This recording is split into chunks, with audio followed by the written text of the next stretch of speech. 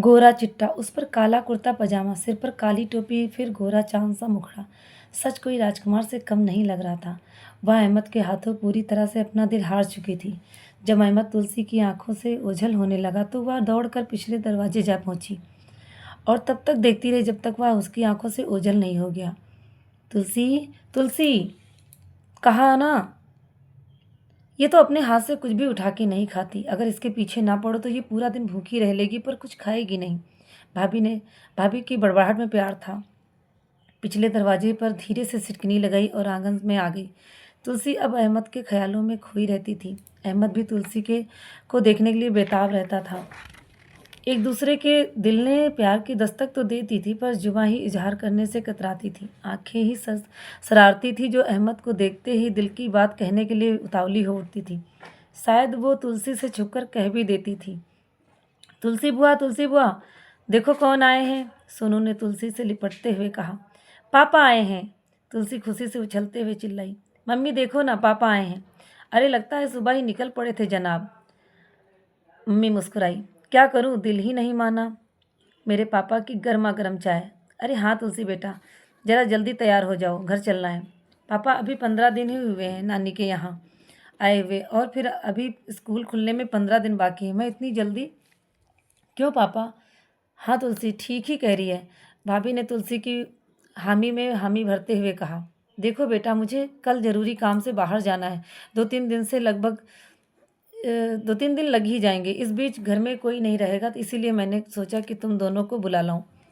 तुलसी के मन से तैयारी करने में लग गई तुलसी बेमन से तैयारी करने में लग गई। मम्मी मैं तस्कीन से मिलाऊं? क्यों नहीं, जल्दी आना नहीं तो देर हो जाएगी। जी मम्मी, कहते हुए तुलसी घर से बाहर निकल गई। कोई है? दरवाजे की कुंडी खटखटाते हुए तुलसी ने कहा। करीब 2 मिनट के बाद दरवाज़ा खुला। दरवाज़ा अहमद ने ही खोला था। अरे तुलसी तुम अंदर आओ ना, अहमद ने मुस्कुराते हुए कहा। तस्कीन कहाँ है? तुलसी एक और पड़ी कुर्सी पर बैठते हुए पूछा। तस्कीन के सिर में सुबह से ही दर्द था। वो अभी आधे घंटे पहले उठी है और अब बाथरूम में नहा रही है। मौसी भी नहीं दिखाई देती? वह बाजार से कुछ सामान लेने गई हैं, अहमद ने जवाब दिया। तुलसी चुपचाप खामोश बैठी अहमद को देख रही थी। कहना तो बहुत कुछ चाहती थी पर हिम्मत नहीं जुटा पा रही थी। तुम सिर्फ तस्कीन से ही मिलने आई हो तुलसी? अहमद ने तुलसी के हाथों पर अपना हाथ रखते हुए कहा। तुलसी चाहकर भी कुछ न कह पाई। अहमद तुलसी की आंखों में झांक कर कहा, तुमने कुछ जवाब नहीं दिया। मैं क्या बोलूं? तुलसी लड़खड़ाई आवाज़ में बोली, तुम बोलो या ना बोलो पर मुझे पता है कि तुम मुझसे प्यार करती हो। तुलसी आंखें तुलसी की आंखें बता रही हैं कि तुम सिर्फ और सिर्फ मुझसे प्यार करती हो। अगर ऐसा नहीं है तो तुम मेरे सिर पर हाथ रखकर कहो कि तुम मुझसे प्यार नहीं करती। अहमद ने तुलसी का हाथ खींचकर अपने सिर पर रखते हुए कहा। यह क्या बचपना है? तुलसी ने झूठा गुस्सा दिखाते हुए बोली। अरे तुलसी तू कब आई? कमरे में दाखिल होते हुए तस्कीन ने कहा। बस अभी ही आई हूँ, खास तौर से तुमसे मिलने के लिए। क्यों, ऐसी कौन सी नई खबर सुनाने के लिए मेरी जान नंगे पैर दौड़ी चली आई? तस्कीन की बातों में शरारत थी। नई खबर यह है कि मैं आज और अभी अपने घर जा रही हूँ। कहीं तो पागल तो नहीं हो गई? जी नहीं, बिल्कुल मैं ठीक हूँ। फिर तो इतनी जल्दी क्यों जाना चाहती है? अभी तो छुट्टियाँ ख़त्म होने में 15 दिन बाकी हैं। दरअसल बात यह है कि कल पापा किसी ज़रूरी काम से बाहर जाने वाले, इसीलिए जाना पड़ रहा है। तुलसी ने गहरी सांस लेते हुए कहा। अच्छा मैं चल रही हूँ, देर हो जाएगी। पर आप कौन सी गाड़ी से जाएगी? 3 वाली से, तुलसी ने जवाब दिया। अच्छा ठहर, मैं और अहमद तुझे स्टेशन पर छोड़ने चलते हैं। और फिर थोड़ी देर में वो तीनों घर से बाहर निकल गए। करीब आधा घंटा हो गए थे स्टेशन पर बैठे हुए। गाड़ी 1 घंटा पहले से ही लेट थी। स्टेशन पर बैठे अभी सभी यात्री बोर हो रहे थे। थोड़ी थोड़ी देर पर यात्री प्लेटफॉर्म पर जाकर झांकते पर निराश होकर लौट लौट आते। कुछ नहीं, टिकट मास्टर के से बार बार पूछने पर वहाँ से भी निराशा ही हाथ लगती थी। तुलसी के मम्मी पापा भी काफ़ी परेशान थे। अहमद चेहरा लटकाए एक ओर खड़ा था पर तुलसी कुछ और ही सोच रही थी। तुलसी हिंदू थी और अहमद मुस्लिम।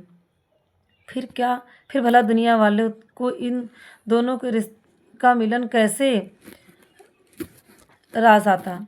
ऐसा ही कुछ सोच रही थी कि तभी गाड़ी की सीटी सुनाई दी और 5 मिनट के बाद गाड़ी प्लेटफॉर्म पर आकर रुकी। सभी यात्री अपना सामान लेकर गाड़ी में चढ़ने लगे। अहमद ने भी मेरा सामान चढ़ाया। तुलसी गीली आंखों से अहमद की ओर तस्कीन की तरफ देखा। तुलसी खिड़की के पास की सीट पर बैठ गई थी। गाड़ी धीरे धीरे सरकने लगी।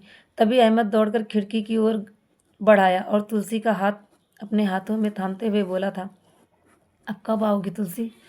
देखो, शायद अगले महीने की छुट्टी में फिर आऊँ। तुलसी अपनी आंखों से आए हुए आंसुओं को पोंछते हुए बोली थी।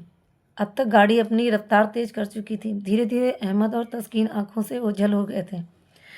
8 बजे तुलसी अपने घर पहुंची। समय धीरे धीरे बढ़ता गया। तुलसी 9वीं क्लास पास कर चुकी थी। तुलसी खुशी से पागल हो रही थी। उसे यह पता चला कि वह संडे को नानी के यहाँ जा रही थी। वह एक दिन पहले ही तैयारी करने में जुट गई और दूसरे दिन नानी के यहाँ रवाना हो गए। तुलसी को नानी के यहाँ पहुँचने के 2-3 दिन बाद तस्कीन तुलसी से मिलने उसके घर आई। तुलसी ने जो भी बताया वह तुलसी को तस्कीन ने जो भी बताया वह तुलसी के लिए अच्छा नहीं था। तस्कीन ने बताया कि अहमद ने एक सलमा नाम की लड़की से शादी कर ली। तस्कीन, क्या कह रही हो तुम? मैं सच कहती हूँ। इतना ही नहीं, उसने शादी सलमा के घर वालों के खिलाफ करी है। तस्कीन, मेरा सिर घूम रहा है, प्लीज़ थोड़ी देर अकेला छोड़ दो। तुलसी की आंखों में आंसू निकल आए थे। तुलसी की आंखों से आंसू लुढ़क कर उसके गालों पे आ गए थे। वह अपना चेहरा छुपाकर घंटों रोती रही। तस्कीन वहाँ से तब तक चली गई, कुछ पता न चला। तस्कीन वहाँ से कब चली गई कुछ पता न चला। तुलसी, खाना लगा दिया है, आज जल्दी से खा ले, भाभी ने रसोई से आवाज़ दी थी। तुलसी झट से आंसू पोंछकर आंगन में आ गई। भाभी, मुझे भूख नहीं है, तुम खा लो।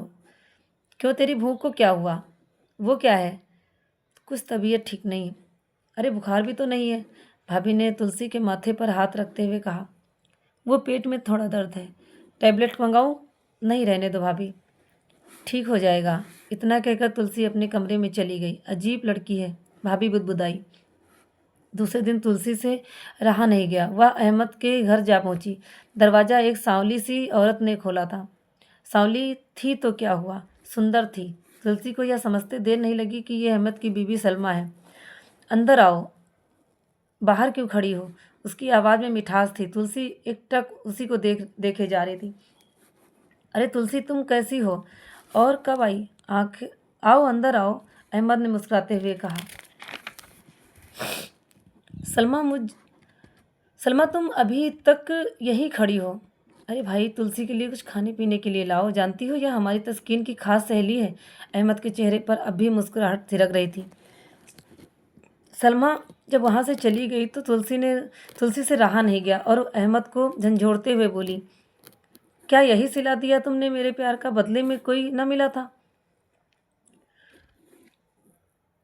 क्या यही फल होना चाहिए था मेरे प्यार का? तुमने मेरे दिल को एक खिलौने की भांति तोड़ा है। मैं तुम्हें कभी माफ़ नहीं करूँगी, कभी नहीं। वह कहकर रो पड़ी। देखो तुलसी, मेरी बात समझने की कोशिश करो। हम दोनों दूसरी जाति के हैं। अगर मैं सबसे के खिलाफ तुमसे शादी कर भी लेता तो जमाने वाले कभी हम दोनों को चैन से जीने नहीं देते। तरह तरह के ताने मारते, दुनिया वाले तुम्हें नीची निगाहों से देखते, जो मैं कभी बर्दाश्त नहीं कर सकता था।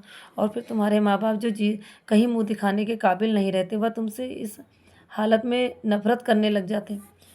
यही सोचकर मैंने यह कदम उठाया। तुलसी, मैं तुमसे बेहद प्यार करता हूँ, बेइंतहा प्यार करता हूँ। तभी सलमा कमरे में प्रवेश हुई। उसके एक हाथ में प्लेट और दूसरे हाथ में पानी से भरा ग्लास था। तुलसी सलमा की ओर देखे बिना ही उठकर चल दी। अरे ऐसे कैसे जाओगी? अभी तो कुछ खाया भी नहीं। अहमद, रोको ना। सलमा की आवाज़ में मासूमियत झलक रही थी। अहमद चाह कर भी तुलसी को रोक नहीं पाया और उसे जाते हुए देखता रहा। तुलसी के अंदर जैसे ज्वालामुखी फूटने वाला हो। वह तेज कदमों से घर की ओर बढ़ी जा रही थी।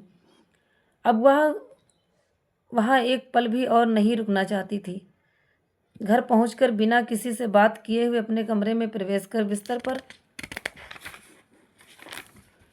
औंधे मुंह घंटों बिलखती रही, मानो वह अपने आंसुओं से अंदर धधकते ज्वालामुखी को शांत करना चाहती हो।